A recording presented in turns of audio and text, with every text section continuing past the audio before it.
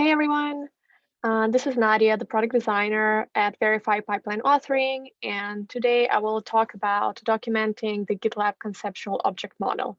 So I will talk about what it is, what are its benefits, a little bit about my experience documenting an object in Pajamas, and the process that I went through, and the process that you can also follow if you want to make a contribution to Pajamas around objects.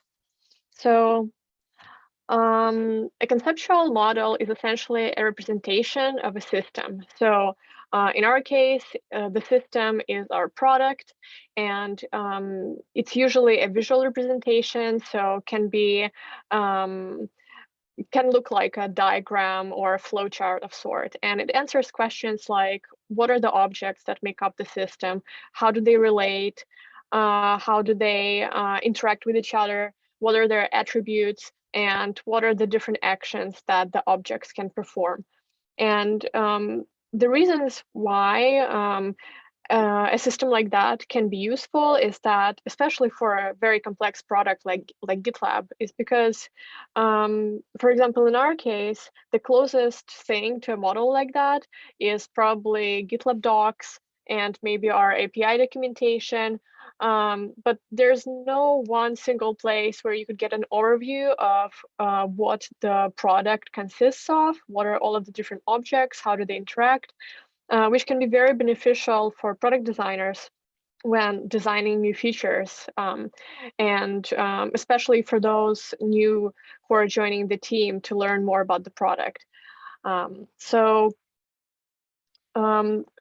very important characteristic of a conceptual object model is that it's agnostic from the UI and technical implementation. So we have an overview page for objects in Pajamas. And we're just going to look at, it was going to load. We're going to look at some of the benefits of a conceptual object model. So it can allow you to identify inconsistencies and duplication in the system. It can help you identify different opportunities for new features and feature enhancements, because you can analyze the existing object relationships and see if there's an opportunity there to leverage, for example, one object's attributes for a different object and showing them in the UI. And keep in mind that this is all abstracted from the UI. So it kind of allows you to gain a deeper understanding of the product and design well for the grammar of the product, regardless of the visual design and technical implementation. So that allows you to build a very solid foundation for the user experience of the product.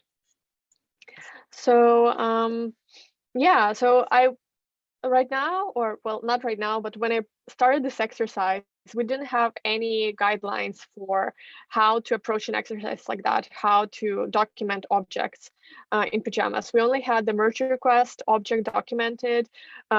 So you can go to the Pajamas docs and see the merge request object. You could see its diagram and semantic layout, but I didn't really know where to start, so I decided to start with the smallest object and the most familiar object for myself that I could think of, which is a job. So a job, it's a basic building block of a CI/CD pipeline. And in order to document it as an object, I had to answer such questions as, what are all of the different job attributes? How do jobs relate to other objects in GitLab? And what are all of the different actions that are possible for a job? So I started with creating a diagram for the job as an object and all of its different attributes in Figma. We have a special file for that called the conceptual model. And Pedro really helped guide me there, because he was involved in documenting the first GitLab object, the merge request. So together, I kind of had to work with him to figure out the process for this. But essentially, I had to analyze different job layouts. So here you see the job page, which is the main layout for a job object. This is like the main representation of a job in GitLab UI. And I had to kind of see like, what do we see here? What are the different attributes, like the job duration, the runner, which is a different object that a job is associated with. So the trick here is that you don't want to take the UI literally all the time, because sometimes what you see in the UI, it's actually a combination of different attributes that are merged together to represent something in the UI. So yeah, it was a very interesting exercise to kind of look at the UI and use it to inform the conceptual model, but not take it literally.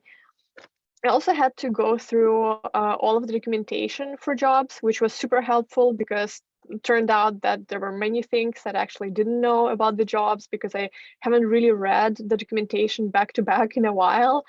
Usually I just kind of reference it when I need to, when I need some specific information. So yeah, it was also very helpful. And I had to analyze the API documentation, which is our data structure essentially. So this was also very interesting because it's another thing that is kind of close to the conceptual object model because it's abstracted from the UI. But again, I also had to use the APIs to inform the conceptual object model and not take all of the different attributes literally, because the goal is for the model to be easily readable and very easy to understand and to match kind of the mental model that we have for the product. So all of these things are meant to inform the conceptual object model. So once I had some kind of draft for my diagram, I got feedback from the engineers and from Marcel, our technical writer, who helped me find some inconsistencies and some relationships that I didn't get right. Marcel also really helped me with APIs and helped me use Postman to kind of really dig into the APIs and find more job attributes. Because sometimes not everything is documented in the API docs. Sometimes we need to update them. They're not fully up to date. So it helps just to check exactly what is there available for jobs via APIs. And I got lots of feedback from other product designers. So I really collaborate closely with Pedro. Pedro, if you're watching this, thanks so much for all your feedback. It was super thorough, really helped me kind of keep coming back to the process of like abstracting things from the UI, because I think every time I got lost in the UI and I kept looking at the UI, and sometimes I let it affect the conceptual object model too much. So Pedro really helped me keep it abstracted. And also got a lot of feedback from Viveka as well, because the jobs are closely related to pipelines and lots of other things that Viveka is more familiar with. So the outcomes of this exercise was that we documented the job object in pajamas. So I added the job conceptual model to the conceptual model Figma file, added the job semantic layout to the semantic layouts Figma file, which is basically, well, maybe I can open it up and show actually what it looks like. A semantic layout is a layout in the UI for the object. And so here we have the main job page. And here we're showing what are the different parts of this layout. For example, here A is navigation location. These are different attributes. We can't see what you're sharing at the moment. We're still seeing Figma. Sorry to interrupt you. Oh, that's odd. You're probably sharing just the one desktop, and you're probably sharing just like the specific slide and not like your whole view. Okay, well, I think I shared my whole desktop, but yeah, maybe. Anyway, I'm just gonna skip that because I know we're also kind of short on time, so to make sure we have some time to answer questions. But yeah, basically a semantic layout is a layout of the object. So in the case of the job, it's a job page. It's overlaid with different attributes, different object relationships and things like that, which helps you kind of navigate the layout and yeah, understand its overall structure. I also made a merge request to add the job object in pajamas, which is now in review and going through some final tweaks before it gets merged. So what were the benefits of this exercise? It was quite time consuming actually to do this, but it was very beneficial because it helped me gain a deeper understanding of the product I'm designing for. So I actually learned about quite a few new job attributes. I learned more about how jobs relate to other objects and exactly what are those different relationship types. And also some of the attributes and actions were inconsistently presented in the UI across different layouts. For example, it turned out that for pipelines, we say run a pipeline. For jobs, we say play a job, even though those are essentially same actions, just applied to different objects. So documenting a conceptual object model can really highlight those types of inconsistencies. And if you want to go through the same process and document an object in pajamas, which if you have the time, I think it's a really great exercise to go through. And also, the more objects we have documented, the more useful the conceptual object model will be, because having just individual objects documented here and there, it's not as beneficial as having the whole system, because that is the ultimate goal for us, to have an understanding of the whole GitLab system. So we have some basic guidelines now for documenting objects. And if you want to go through the process, start with the object overview page in pajamas. And there's also now a merge request to add an object documentation issue template. So you would go to our pajamas project and open up a new issue. You can select a template there for object documentation, and it has a checklist of all of the different steps you would want to go through, what Figma files you need to contribute to, what is the process of like studying your object, what resources you can access to help you in that process, and so on. So I think the MR is still in review, but hopefully it will be merged this week.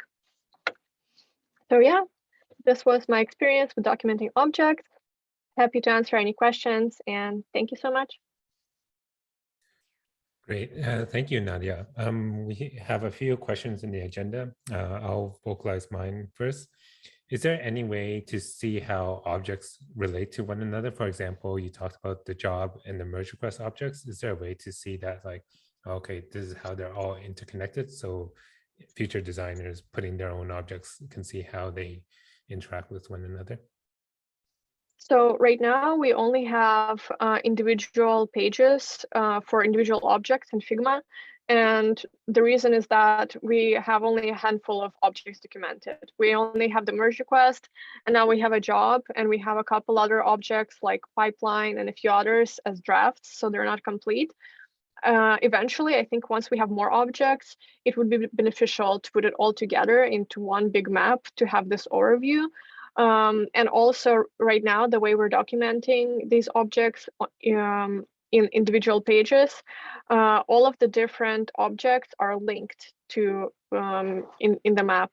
So for example, if a job relates to a pipeline, the pipeline object will be a link to the pipeline object page. So this way you can kind of jump between different objects and navigate the map, but it's all very much at the beginner stages of development. So the more objects we have documented, the more it will make sense. Like once things connect, it will actually provide the most benefits. Thanks for that. We have a question from Marcel. I'll let you vocalize that. I would like to add something to the first one. I think my assumption is that Going ahead, we can even connect two objects using the shared attributes. For example, I see in merge request, there's commit as an attribute, like it's connected, and that could also connect merge request to pipelines or jobs, let's say. Yeah, I think it's a great idea, definitely. I think there's lots of benefits in specifically understanding the connections between the attributes, because oftentimes they get inherited between the objects, and how we present that information in the UI is very important, because that's where there's opportunities for inconsistency. For example, if one designer works mostly on one object, another designer works mostly on a different object, but they share some attributes, there's a pretty high chance that there will be some inconsistency at some point in how those are represented in the UI. So yeah, I think it's a really good idea. Great. Marcel, do you want to vocalize your question? Yeah. So this might not be an answerable question, but what would be a good answer to the question of what is an object conceptually, just in general? So for example, a merge request is an object. What about the MR page itself, or a tab on a page, or a list? Would those also be considered objects, or would they be other things in this whole design framework? So the merge request page is actually a layout of the merge request object. So an object is a completely abstract idea of an entity, like a major entity in a product that has a certain set of attributes, that can perform certain actions and have relationships to other entities. And then every object usually has multiple different layouts, and layouts is how it's represented in the UI. So for example, for a job, you can have a job page. You can also have the job list. A job also shows up in the merge request pipeline widget, which is also a layout for the job object, and so on. So yeah, it's a good question. Actually, off the top of my head, I don't have like a very solid definition of what an object is, except for it's an abstract, it's a major abstract entity that can perform different actions and has a set of attributes in a product. Thanks. I think the example explained it well. All right. That's it for the questions for now. I think, Nadia, thank you very much for walking us through that whole process of creating objects. I'm just going to stop recording.